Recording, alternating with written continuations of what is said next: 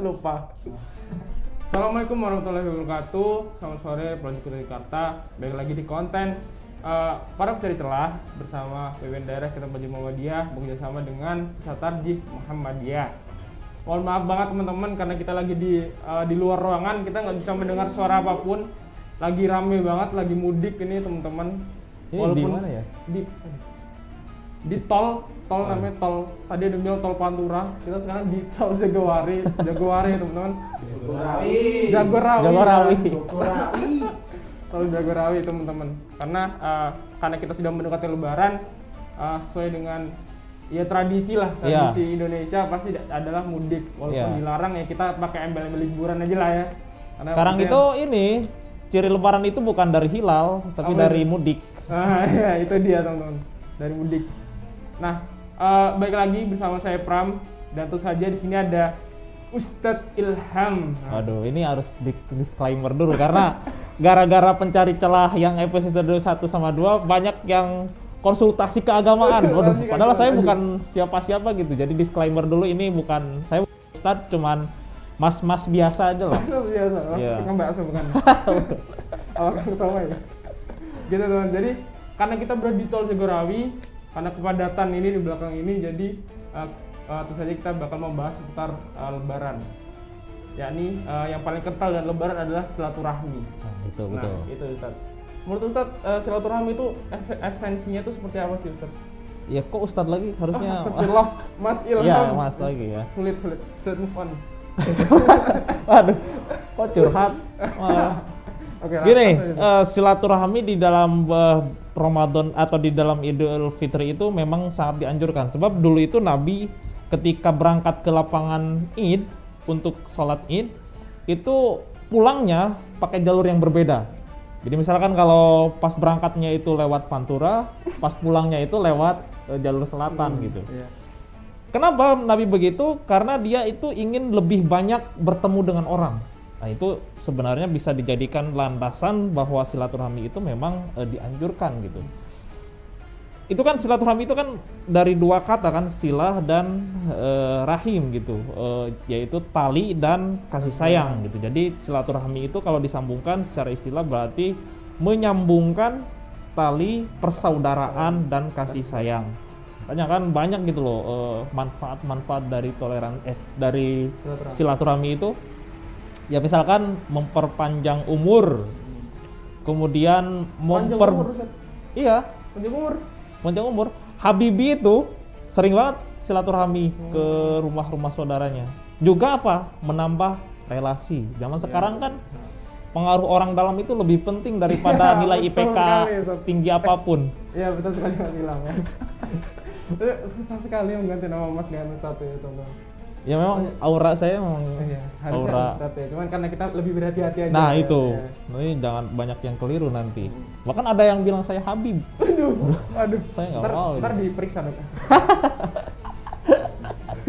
Tadi saya sangat tertarik dengan yang sunnah Rasulullah. Iya. Kalau kita berangkat dan pulang itu harus berbeda jalannya. Tapi kan kondisi seperti ini dan semakin kita beranjak dewasa, semakin globalisasi, semakin baik orang yang cuek tuh. Oh iya. Gimana tuh? Sebenarnya justru zaman sekarang itu silaturahmi dikatakan mudah dan tidak mudah. Karena mungkin secara fisik kita dekat, tapi secara hati dan pikiran kita berjauhan. Mungkin justru orang yang berjauhan itu secara pikiran dan hati itu lebih dekat daripada secara fisik gitu. Karena kalau kita misalkan video call dengan orang tua kita, itu justru momen batinnya itu lebih terasa daripada mungkin pertemuan secara fisik, karena ketika pertemuan secara fisik kita lebih sibuk dengan dunia digital dan lain sebagainya. Benar banget. Saya jadi dapat quotes nih, Mas Ilham. Apa itu? Yang deket belum tentu sayang, yang jauh bisa jadi sayang. Ya, waduh. Sayang. Waduh. Itu. Ini baru aja kepikiran nih tadi. Iya, memang luar biasa. Inilah dari silaturahmi itu kita menjadi mendapatkan ilmu, kita menjadi mendapatkan relasi dan keterhubungan gitu loh. Betul banget. Nah, terkait silaturahmi di masa pandemi, kan pandemi udah hampir dua Ramadan nih. Iya betul. Dari pandemi, dan dari tahun lalu pun silaturahmi itu dilakukan secara online, Iya, betul. secara daring. Nah itu apakah mengurangi pahala nggak sih itu Mas Ilham? Oh, jadi begini. Soal pahala tidaknya itu urusan Allah ya, bukan Mas Ilham gitu. Ya benar. Tapi karena sekarang era pandemi di mana di antara triliunan sel yang ada di dalam tubuh kita itu terdapat ranjau-ranjau mikroskopis yang mungkin bisa menghancurkan sel-sel kehidupan orang lain gitu. Makanya pandemi itu kalau kita bersalaman dengan seseorang itu sama aja dengan kita mengucapkan selamat tinggal. Karena memang pengaruh penularan ini kan begitu tinggi, akhirnya ya pemerintah sebenarnya tepat gitu loh untuk menganjurkan agar tidak mudik dulu. Nah, apakah ini mengulangi esensi dari silaturahmi? Ya, zaman sekarang itu memang bukan zaman Nabi dulu gitu loh. Silaturahmi bisa kita jalankan dengan berbagai cara. Ya, bisa kita dengan di Google Meeting, misalkan satu keluarga besar di Google Meet atau di Zoom dan lain sebagainya. Itu tidak mengurangi esensi dari silaturahmi karena itu tadi bahwa inti dari silaturahmi itu berkomunikasi. Adapun pertemuan fisik itu cuman bonusnya aja lah. Jadi ya seperti yang disampaikan tadi, mungkin fisik kita berjauhan, tapi secara hati dan pikiran kita berdekatan gitu loh. Gitu. Sangat keren sekali ya ini tentang silaturahmi. Iya, emang saya keren ya. Aduh, keren semua nih satu-satunya di sini.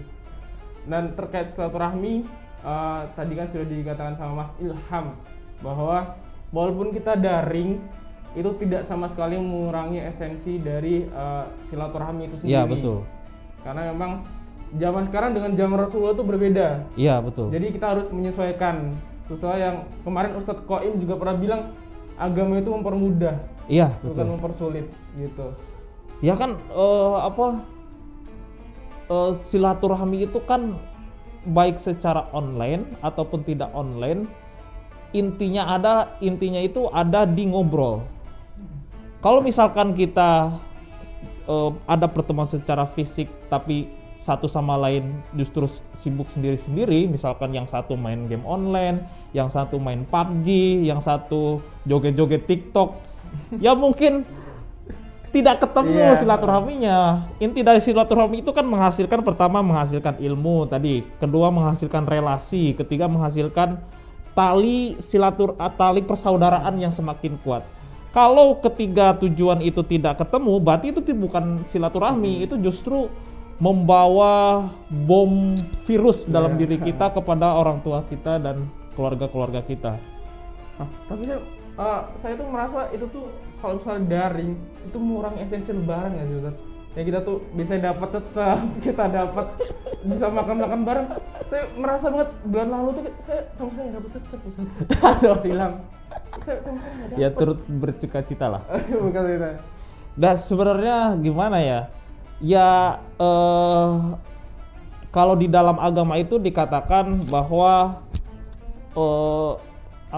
al-masyaqqatu tajlibut taisir, bahwa kesulitan itu membawa pada kemudahan.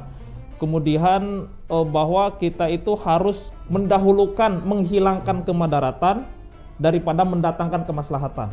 Memang Lebaran dengan cara pertemuan fisik, kemudian dengan cara pemberian ampau dan lain sebagainya, itu mendatangkan kemaslahatan bagi kita. Tetapi hal yang terpenting adalah justru menghilangkan kemudaratan dulu. Bahwa di dalam Quran surat Al-Baqarah, saya lupa ayatnya ayat berapa, dikatakan bahwa kita itu jangan menjatuhkan diri pada kebinasaan gitu loh. Jadi ini memang sudah tepat, kita tidak boleh mudik dulu karena ditakutkan kita itu membawa virus-virus yang kita tinggali di dalam. Mungkin kita kebal, tapi mungkin di kampung itu kan mungkin kurang gitu loh. Atau bisa jadi mungkin kita kebal tapi yang di kampung kita tidak tahu. Makanya ini kan luar biasa kalau pandemi ini memang meresahkan. Berarti menurut Mas Ilham, mudik itu larangan mudik itu adalah jalan terbaik. Jalan terbaik dan kali ini. Jalan terbaik. Terbaik. Walaupun itu daring ya silaturahmi tadi itu. Iya, lebih baik daring dulu daripada luring. Karena itu tadi untuk menghambat penyebaran virus yang semakin menggila gitu. Bener banget.